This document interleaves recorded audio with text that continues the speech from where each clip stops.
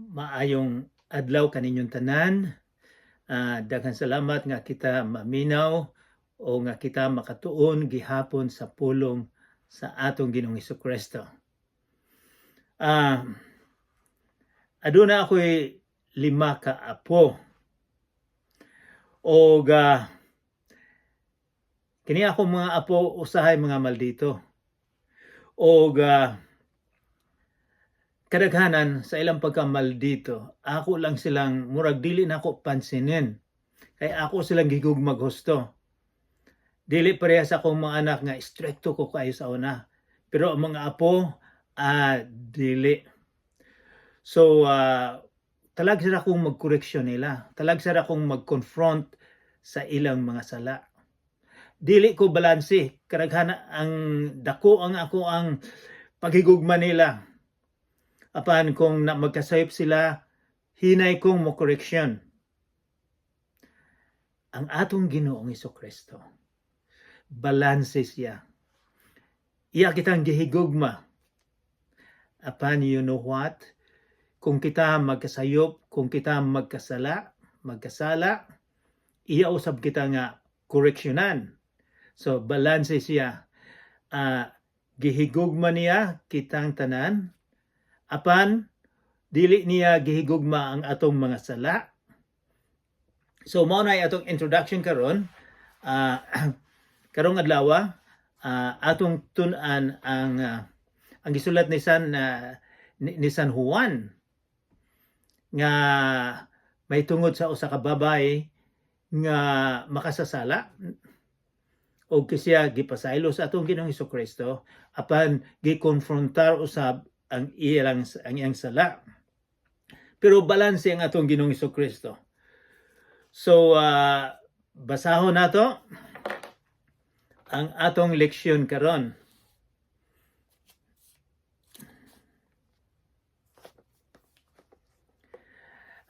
Guys, naa na ba mo din na atong abrihan sa sinulat ni Juan?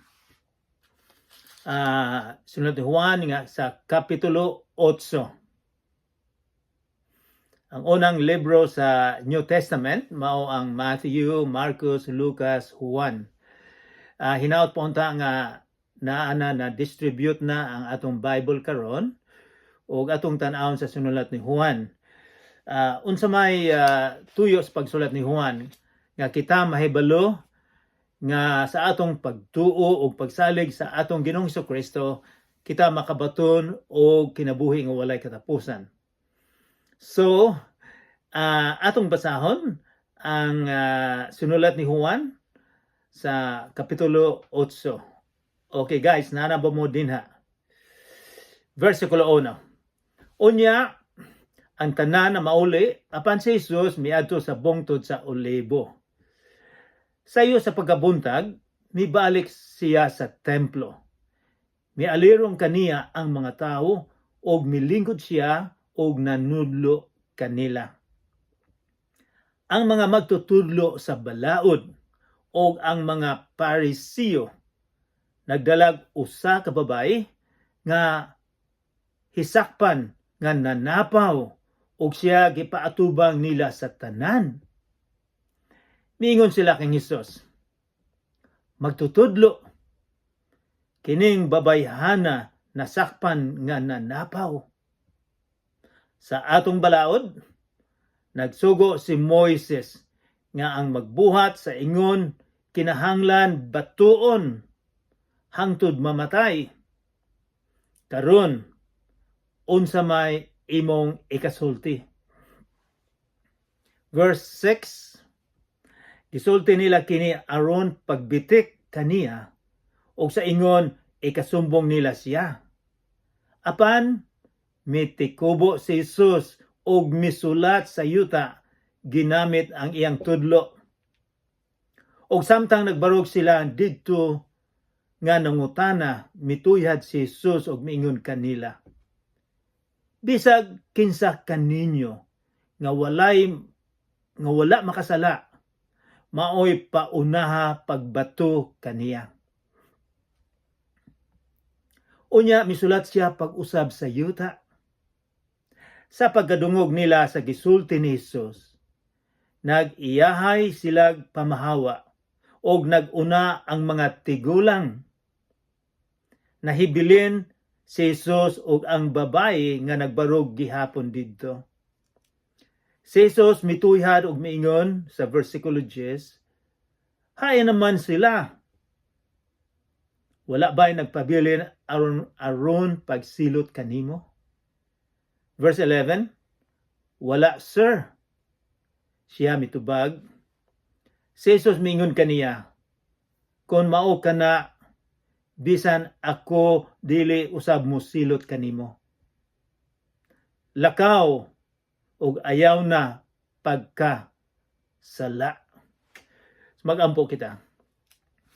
Amahan namong langit noon, daghang salamat sa gisulat ni Juan sa iyang giistorya may tungod sa kinabuhi sa babae nga makasasala o sa iyang confrontation sa mga religious leaders o ang pag-reaction sa atong Ginoong Hesukristo sa iyang sala.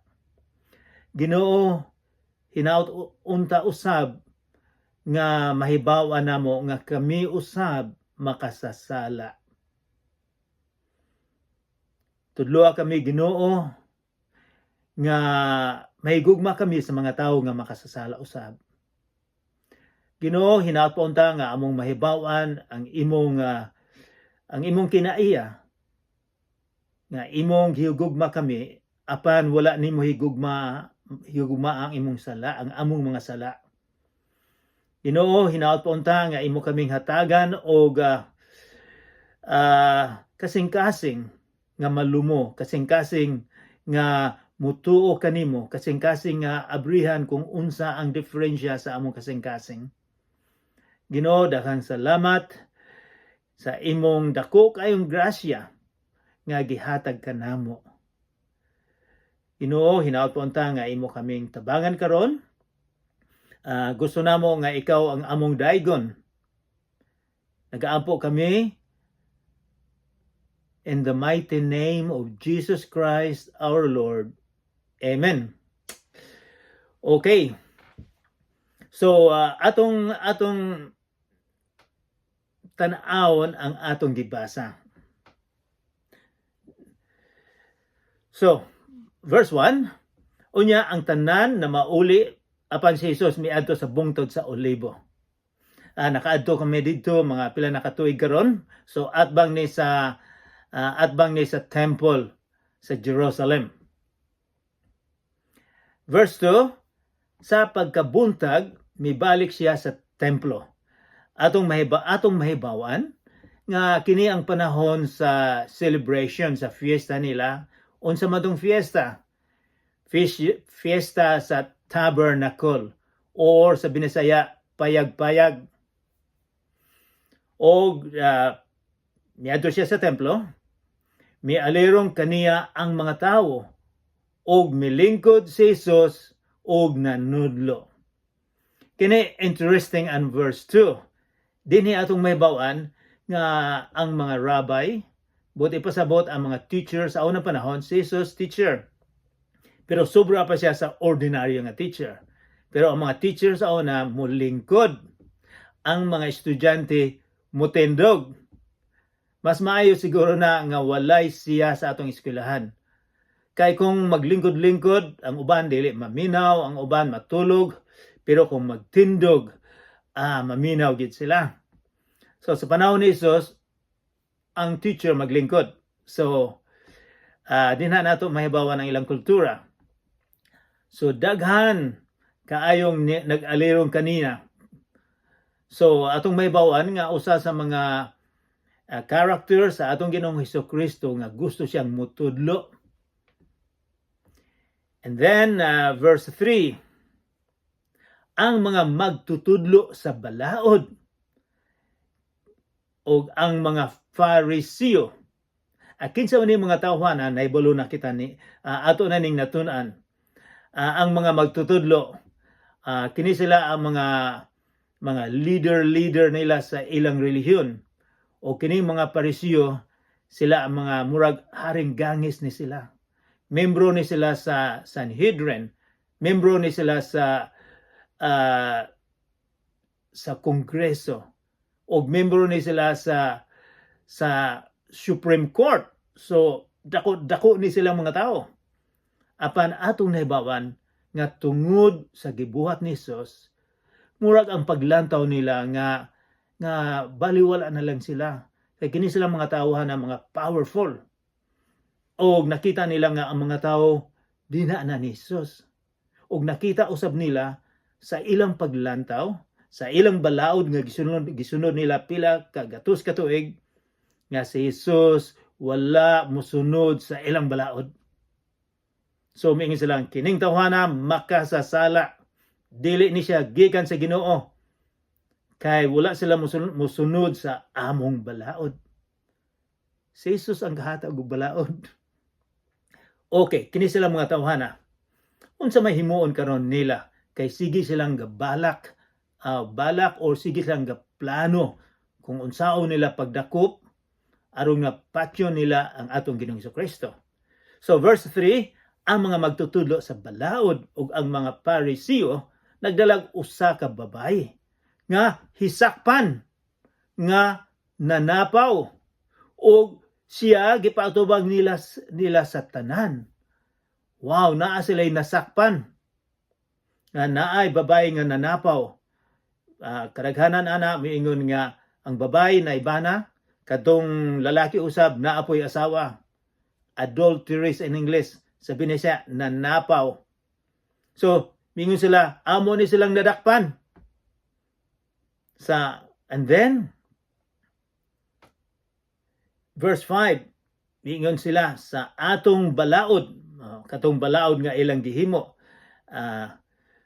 Ang usagod sa balaod, 10 Commandments, ang ikapito nga balaod, dili ka manapaw.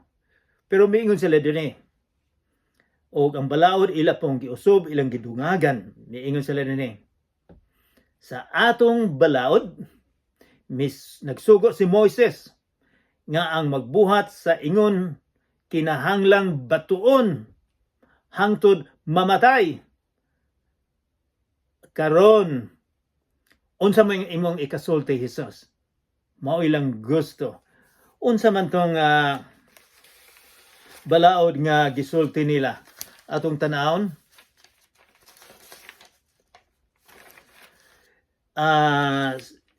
sa gisulat ni Moises sa Levitico kapitulo 20 versikulo 10, Leviticus chapter 20 verse 10. Mao ni sa binisaya,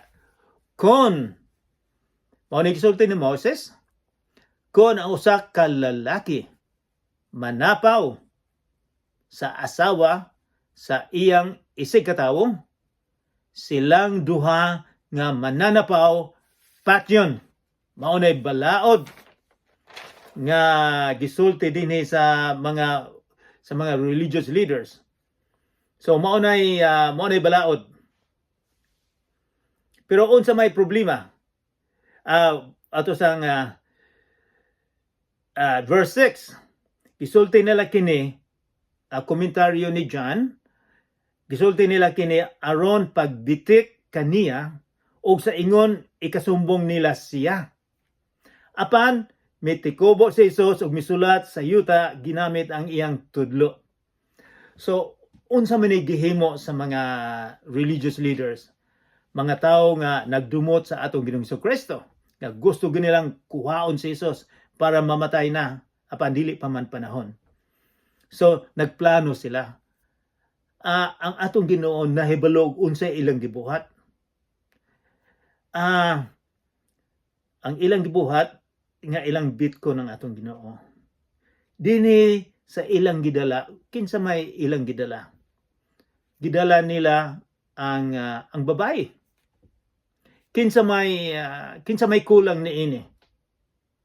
Nganong wala man nila dalha ang lalaki.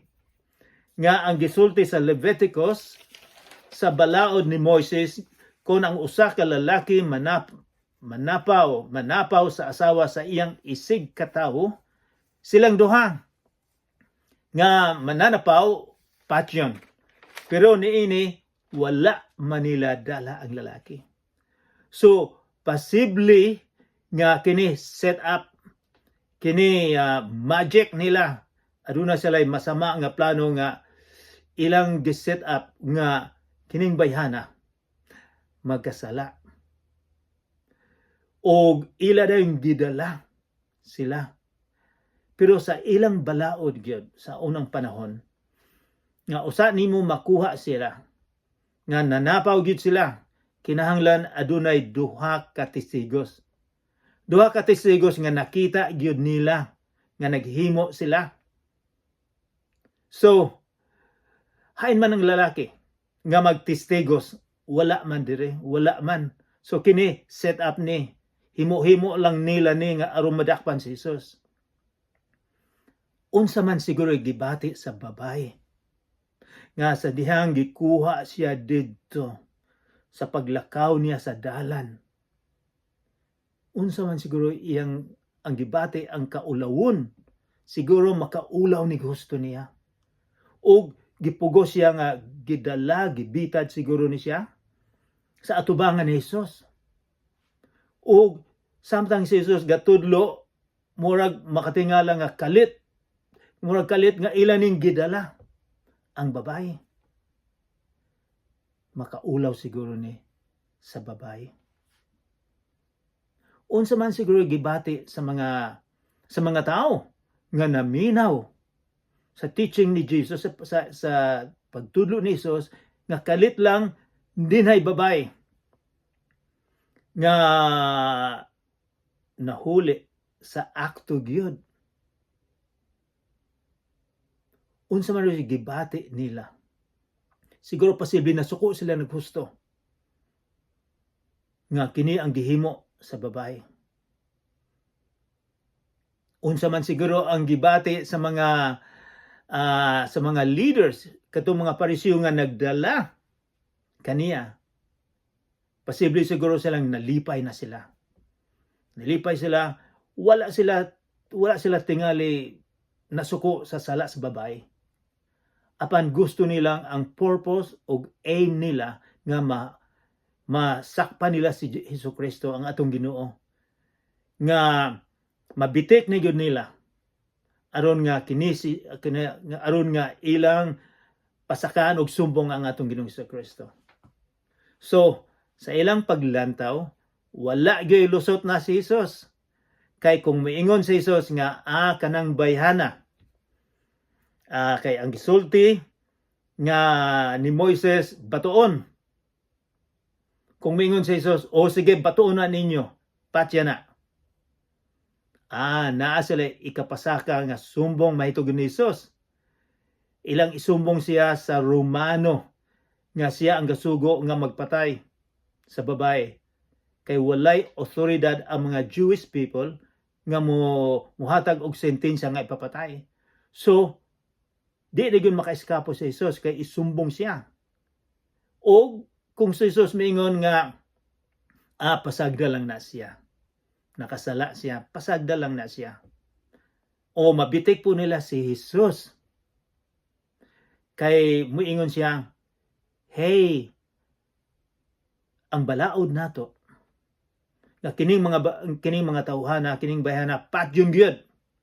So karon ikaw nakasala na pod, kay sa usang sitwasyon nag-ayo ka usa ka tawo nga nagkasakit og 38 ka tuig, imong giayo apan sa adlaw nga Sabado o kana dako kay nang sala.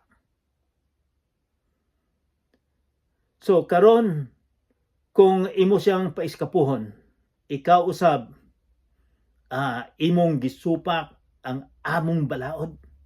So di na gyud makaiskapo si Jesus sa ilang gihimo, sa ilang paglantaw. Unsa may gihimo ni Jesus? Unsa may gihimo sa atong Ginoo? Dinhi miingon siya sa versikulo 6, gisulti nila kini aron pagbitik kaniya og sa ingon ikasumbong nila siya.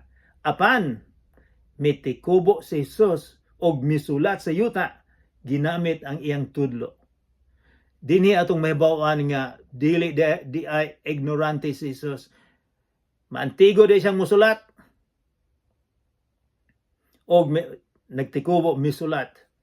Wala ta kay balog unsay gisulat. Daghang mga magtutudlo, daghang mga commentators sa Biblia, daghang mga scholars nga aduna sila'y mga gitagna.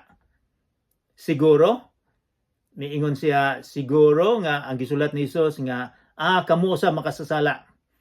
Siguro gisulat ni Jesus ang napulo ka sugo nga wala ninyo matuman, or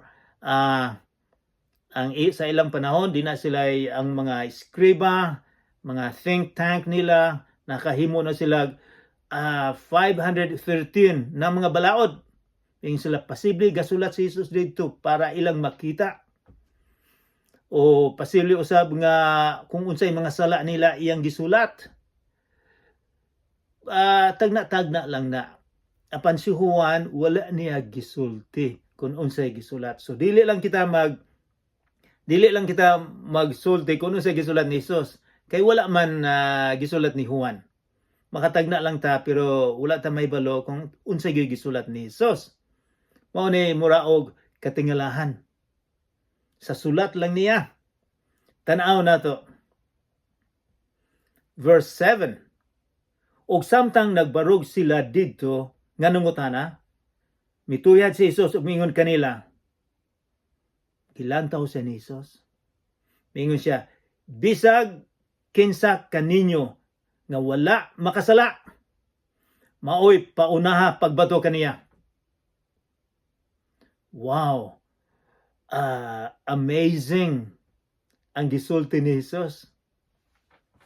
Wala siya mingon, patya siya. Apan mingon siya, kung kinsay kaninyong walay sala, maoy unang mubato.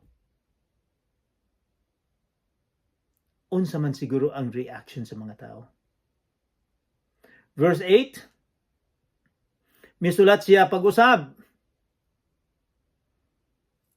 Wala ta kay balog unsay gisulat. Verse 9, sa pagkadungog nila sa gisulti ni Jesus. Powerful kayo ang pulong sa atong Ginoo. Dili lang nadungog nila, apan nadungog sa kasing-kasing. Mura og bangkaw, murag espada ang sinultian ni Jesus. Ang pagdungog nila sa gisulti ni Jesus, kay bulumog unsay nahitabo, nag-iyahay sila pamahawa og naguna ang mga tigulang. Nahibilin si Jesus og ang babae nga nagbarog gihapon didto. Kini matingala kita ngano man nga ang mga tigulang pareha nako siguro ang unang mipahawa. Posible ba siguro nga ang mga tigulang nahibalo nga daghan sila sala? Ang mga bata, posible ba siguro nga gamay lang akong sala? Pero atong makita dinhi nga ang gisulti ni Jesus nakatusok sa ilang kasing-kasing. Ang pulong sa atong Ginoong Hesukristo makatusok ba sa inyong kasing-kasing? Hinaot pa unta nga hatagag dakong bili ang pulong sa atong Ginoong Hesukristo. So sa verse 10, si Jesus mituyad og miingon kaniya sa babae, hain naman sila. Wala ba'y nagpabilin aron pagsilot kanimo? Wala, sir. Mitubag ang babae. Si Jesus miingon kaniya, kung mao ka na, bisan ako dili usab musilot kanimo. Lakaw ug ayaw na pagkasala. So, unsa may gihimo ni Hesus. Kini atong lantawon kay si Hesus maubay atong paglantaw nga mura og wala tagda ni Hesus ang iyang sala. Mura og gipalakaw lang niya dayon. Apan kung ato ning tan-awon, atong makita nga balanse ang atong Ginoong Hesukristo. Dako ngayong gugma, apan dili niya gihigugma ang sala sa babae. Miyon siya, mao ka na, bisan ako dili usab musilot kanimo. Apan bantayan nato ning gisulti ni Hesus, lakaw ug ayaw na pagpakasala. So dinhi atong masabtan nga si Hesus iya yung giklaro usab nga ayaw na pagkasala, na recognize sa atong Ginoo o iyang gipakita nga siya makasasala pod, nagkasala siya. Wala niya tagui ang sala, kundi iyang gikonfrontar sa in English confrontation. Kadaghanan ka nato dili nato gusto nga makipag-away. I-confrontar nato ang ubang mga tao o ang atong anak. Pero si Jesus iya gyung konfrontar nga siyang makasasala. Apan wala niya iduot. Mingon siya lakaw ug ayo na pagkasala. Buti pasabot sa imong kinabuhi, maglakaw ka nga magbag-o. Ayo na pagkasala. Katong imong gihimo nga mahilig kag boys, wala ta kay bulo kung tinuod ba gyudtong gihimo sa mga religious leaders, ayo na pagkasala. Iya tang gipasaylo. Apan gisulti gi-confront niya ang sala. Wala niya tagui ang sala. Mausab kanay buhaton sa atong Ginoong Hesukristo sa atoa. Basig wala nato mahibaw basig malimtan nato nga sa gisulat sa gitulo ni Hesus didto sa bukid, the blessed naay iya miingon siya. Akong tanawon, miingon si Hesus nga sa imo lang paglantaw sa babay, nga aduna kay paglantaw sa imong hunahuna nga ikaw makasala, nga naa kay buhaton sa usa ka babay sa paglantaw lang nimo. Sexy, lain ang hunahuna nimo. Mingon si Jesus, ikaw nanapaw na bisag sa hunahuna nimo.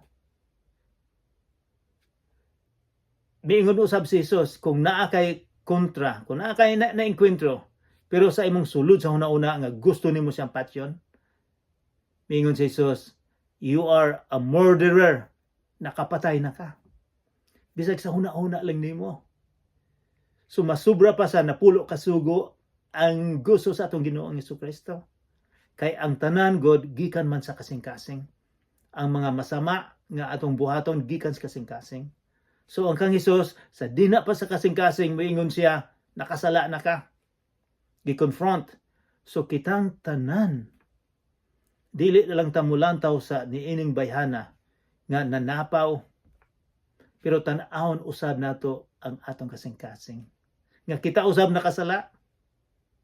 Sa unang panahon, ang mga tao, ang mga leadership, bisa si Moses mingon, batuhon dayon.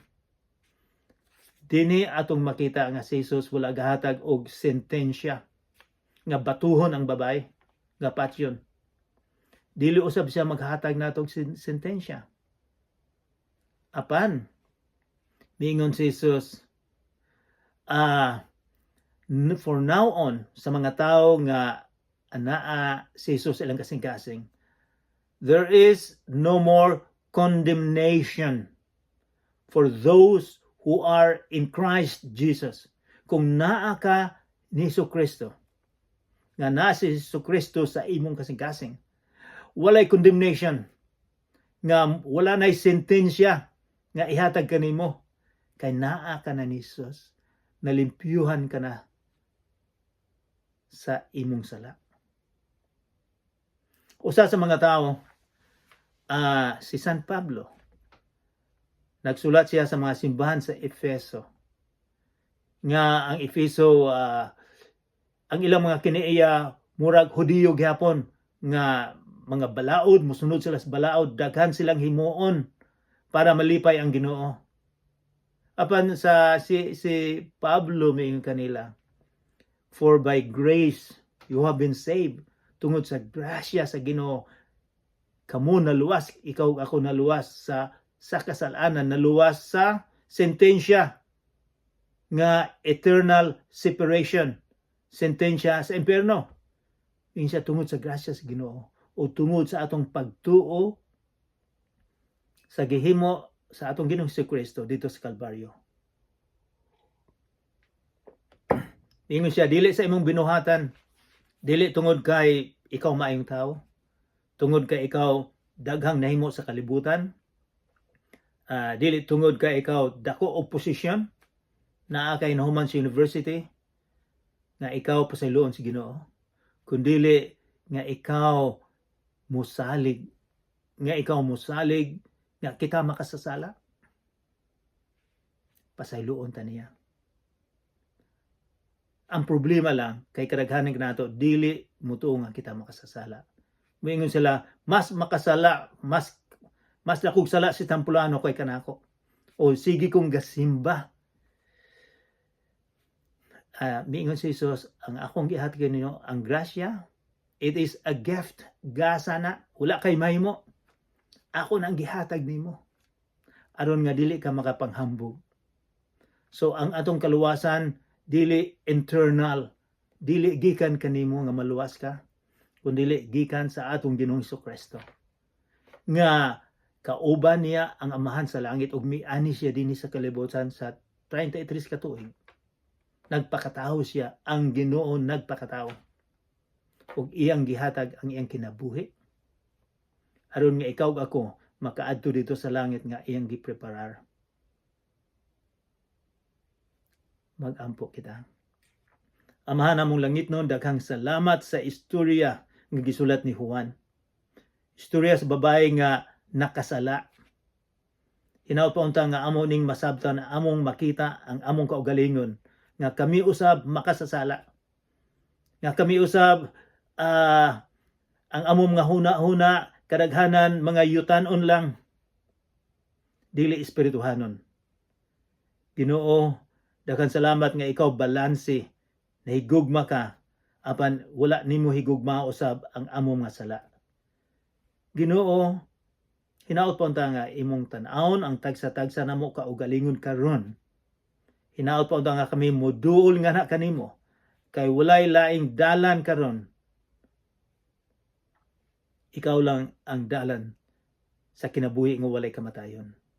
Ginoo, nagaampo ako nga imong panalanginan ang mga tao karon nga naminaw. Hinaut pa untang Espiritu Santo mo'y magadumala karon sa ngalan ni Jesus nga among manluluwas. Amen.